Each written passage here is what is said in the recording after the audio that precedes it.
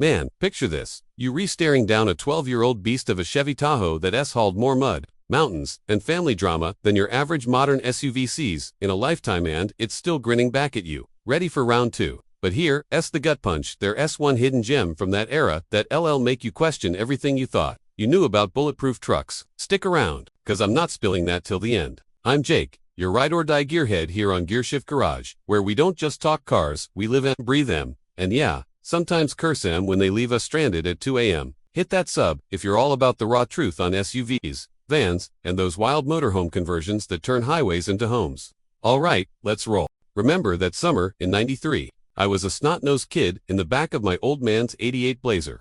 Windows down, wind whipping through, radio blasting Springsteen as we bombed down some forgotten backroad in the Rockies.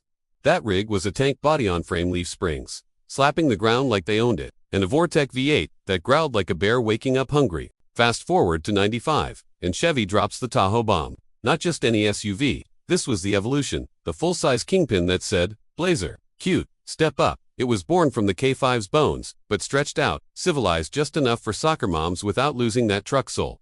And over the next dozen years, hell, those Tahoes weren't built, they were forged in Detroit fire. Tougher than the crossovers we pamper today, with their unibody hugs and eco-nanny tech. Let's cruise through it like we're on that late-night drive. Coffee in the Q folder, stars punching through the windshield. Start with the first gen. 95-200, these babies were raw ambition on wheels. Take a 97 LT 4x4 I once flipped. 5.7-liter TBI V8 pushing 250 horses. The torque was the storyteller, 335 pounds FT that de-yank a trailer out of a ditch without breaking a sweat. Compared to today's Turbo 4 powerhouses in your average CRV, laughable. Modern rigs sip electrons and whine about potholes. That Tahoe laughed at frame twisting just enough to remind you it was alive. Off-the-wall insight. Folks forget, but early Tahoes had that independent front suspension trick first for a full-sizer, which made carve corners like a Blazer on steroids. Not the wallow fest some expected. I hauled my first dirt bike with one, up a grade so steep the trees blurred, and it didn't flinch. History bit. This gen birthed the SUV boom suddenly. Suburbia wanted wilderness without the wilderness. Slide into the second wave, 01-206, and Chevy cranked the dial. New platform, but same unbreakable spirit. My 03Z71. God, that thing was a love letter to overlanding before it was Instagram cool. Upgraded for L60E trans that shifted like butter, even loaded with gear for a Baja run, and the Breakstow's massive rotors clamped down harder than a junkyard dog on a steak. Today's SUVs, they've got regen, this and adaptive that, but press a Tahoe's pedal in a panic stop from 70, and it's pure, unfiltered confidence, no second guessing from some computer. Cool comparison.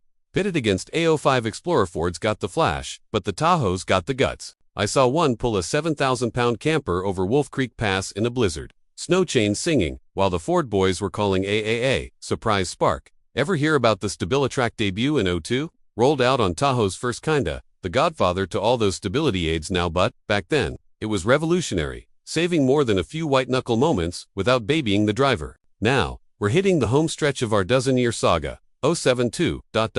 Well, you know. Third gen kicked off with that massive facelift hydroformed frame that could take a sledgehammer swing and shrug. Engines. The 5.3-liter Vortec was poetry. 320 horsepower by '08. Flex fuel ready, and efficient enough to make you forget gas was $4 a gallon. I remember wrenching on a fleet of M for a logging outfit up in Oregon, racked up 300K miles each. Swapping nothing but plugs and filters. Modern equivalents like the Atlas or whatever, VW's pedaling. Cute for the city. But toss M in real work, and they fold like cheap lawn chairs. Bit of lore.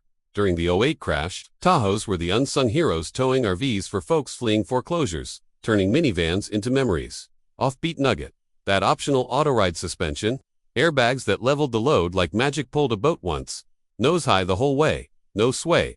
These trucks didn't just endure, they evolved, whispering to you through the wheel that yeah, you're in charge. And there it is, the dozen years that defined tough, from '95's wild child to the '07 refined brute. Chevy Tahoes proved you don't need 48 volts of hybrid handholding to conquer the world. They were the last of the analog giants, where sweat and steel beat silicon every time. But that hidden gem, I teased. The '99 Tahoe Limited, yeah. The one with the wood grain sides and LT3 V8 badging. Only 800 made. A collector's fever dream that outtorque was everything since Snag 1, and you're not just driving history or owning it. Woo, what a ride. If this fired up your pistons, smash like. Drop a sub for more garage confessions, and share with that buddy who's still cross-shopping crossovers. But hey, chew on this. In a world racing toward electric everything, when's the last time a machine made you feel truly unbreakable? Drop your Tahoe tails by Lawlets. Keep the fire burning. Catch you on the blacktop. Engine roar, fade out. Channel plug graphic.